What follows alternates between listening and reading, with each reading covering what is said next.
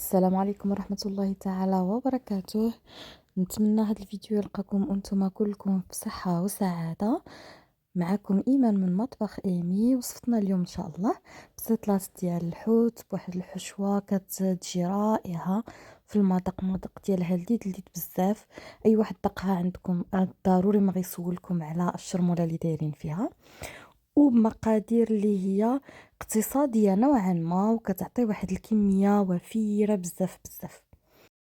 وقبل ما ندوزو المقادير والطريقة ديال التحضير والسر ديال هاد البسيطلات باش كيجيو لذاذ وباش كيجيو محمرين، غادي نطلب منكم فضلا وليس امرا اللي مازال ما اشتركش يشترك في القناه، ولا عجبكم الفيديو طبعا ما تنساوش تخليو ليا لايك وتخليو ليا كومونتير زوين.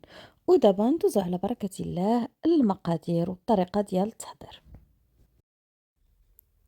غنحتاجو في المقادير كيلو ونص ديال العدند كما كتشوفوا معايا، انا قطعته في الهاشوار. غنحتاجو كيلو ديال الكروفيت اولا القمرون.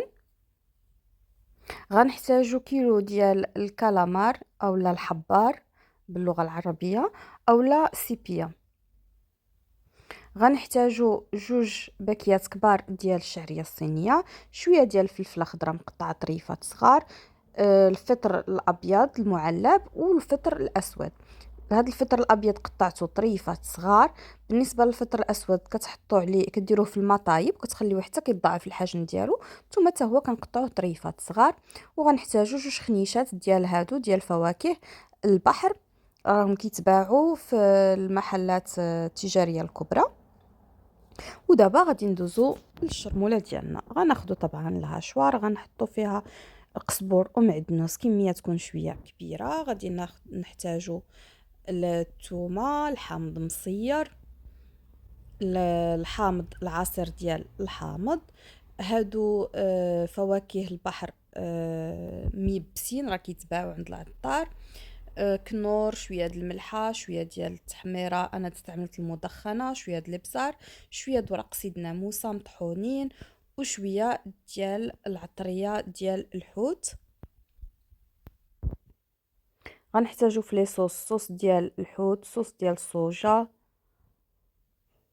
هذه صوص ديال الصوجا كنبقى لي منها واحد شويه ديال بالفطر، بنكهه الفطر. وغادي نحتاجو الصوص ديال صلصه المحار لي زويتر. وغادي نحتاجو كما قلت لكم عصير ديال حامضه.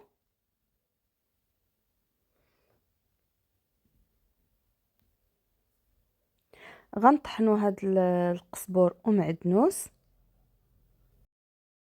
على فكره نسيت ما قلت لكمش بلا غادي نحتاجو حتى شويه ديال الثومه بودر وشويه ديال زيت البلديه كما شفتوا معايا نص كاس صغير.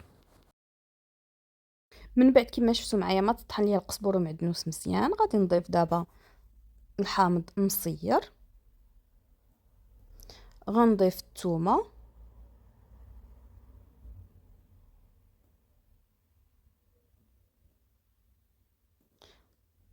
وغادي عاوتاني نطحن واحد شويه، عاد نضيف العطريه وباقي المكونات.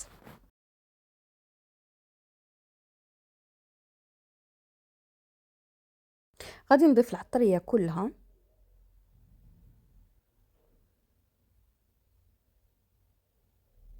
هاد العطريه اللي قلت لكم اللي هي عباره عن فواكه البحر مجففه، راها كتباع عند اللي كيبيعوا لوازم الحلويات والعطريه.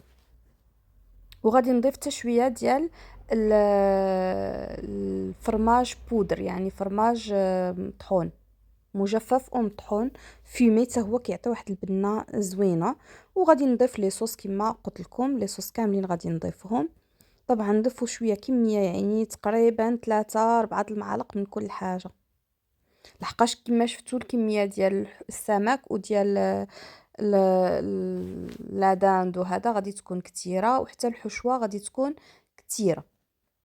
وكما شفتوا راني ضفت واحد الكميه ديال القزبر ومعدنوس اللي كانت عندي في المجمد.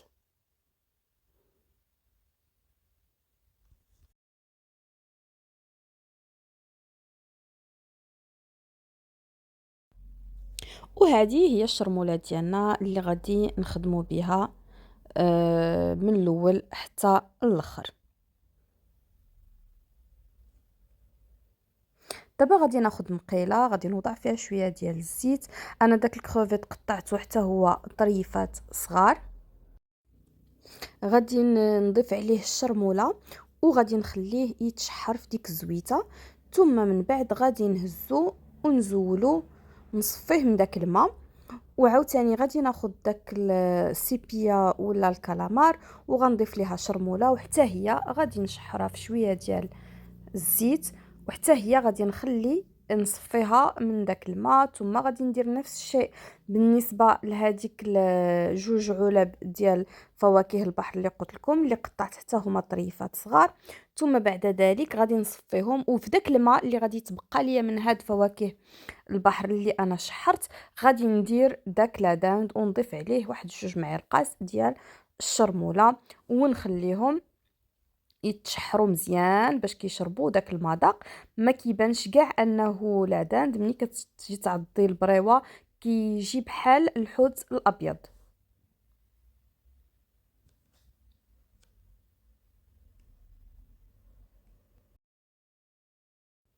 ودابا بنفس الشرموله عاوتاني غادي نشحر الفطر الاسود والفلفلات صغار وحتى الفطر الابيض بنفس الطريقه. وانا كما شفتوا راني حاطه واحد الطاوه كبيره هي اللي كنت كنهز ونحط فيها باش غادي نخلط فيها. ثم غادي ناخذ الشعريه الصينيه حتى هي وغادي نشحرها في شويه ديال الزبيته، وحتى هي غنضيف لها الشرموله ونضيفها حتى هي على الخليط. غنستمر بنفس الطريقه تنسالي كاع الشعريه اللي عندي. ثم غادي نحاول نخلط. كما شفتوا معايا الحشوه كثيره بزاف ما شاء الله، فلهذا غادي نجيب بانيو اللي يكون اكبر. كما شفتوا معايا جبت هاد القصعه هذه الكبيره هي اللي خلطت فيها كل شيء. ضفت عليهم شويه ديال سوريمي محكوك وشويه ديال لادانت فومي محكوك صافي. وكما شفتوا معايا كناخذ الورقه ديال البسطيله وكنبدا نعمر. كما كتشوفوا معايا كناخذ واحد القرص دائري اولا يعني اللي بغيتو نتوما، اللي غادي على حسب الشكل اللي بغيتو. وكناخذ الورقه كنقطعها على 4 وكنبدا نعمر بالحشوه ديالي وكنضيف شويه ديال الفرماج وكنبقى هكا حتى كنسالي الحشوه ونسالي الورقه ديالي. انا غنوريكم وحيده عن قرب. هانتوما كما كتشوفوا معايا كناخذ ربع ديال الورقه وكناخذ واحد شويه الورقه كنوضعها في الوسط لان الورقه عندي انا رقيقه بزاف. ثم كنوضع شويه ديال الحشوه وكنضغط عليها مزيان باش كتاخذ الفورم ديال الاطار اللي عندي. ثم كنسد. انا ما كنسد لا بيض لا حتى شي حاجه لان ما كنقليهمش، انا كنوضعهم في الفران، فلا داعي باش انكم تسدوهم بشي حاجه. الا كنتو غتقليوهم ضروري تسدوا اما بياض البيض او لا بشويه ديال الدقيق مع الماء.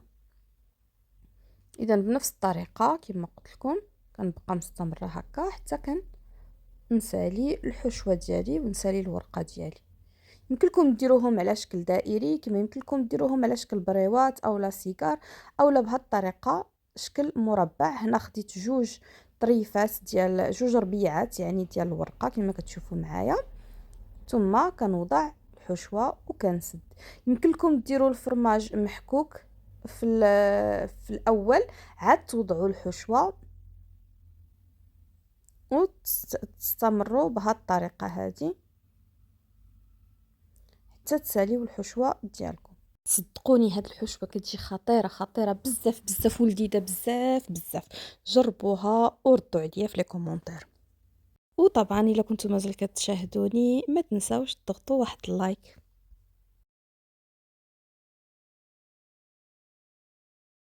كما كتشوفوا معايا كنوضع شويه ديال الفرماج ومن بعد كنبدا نسد. كنستمر هكا درت على شكل بريوات وعلى شكل دائري وحتى على شكل مربع. كنكمل وكنديرهم في الكونجيلاتور كما شفتوا معايا، كتعطي كميه وفيره.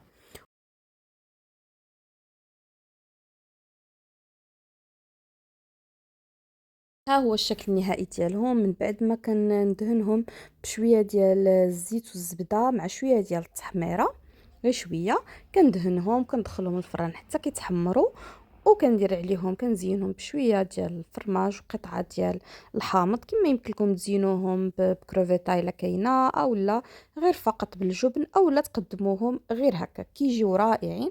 جربوهم ما غاديش تندموا عليهم. نتمنى الوصفه ديال اليوم تكون نالت الاعجاب ديالكم. ما تنساونيش من لي لايك، وما تنساوش تشتركوا وتفعلوا زر الجرس باش توصلوا بالوصفات الجديده ديال المي كويزين ان شاء الله. تبقاو بخير وعلى خير.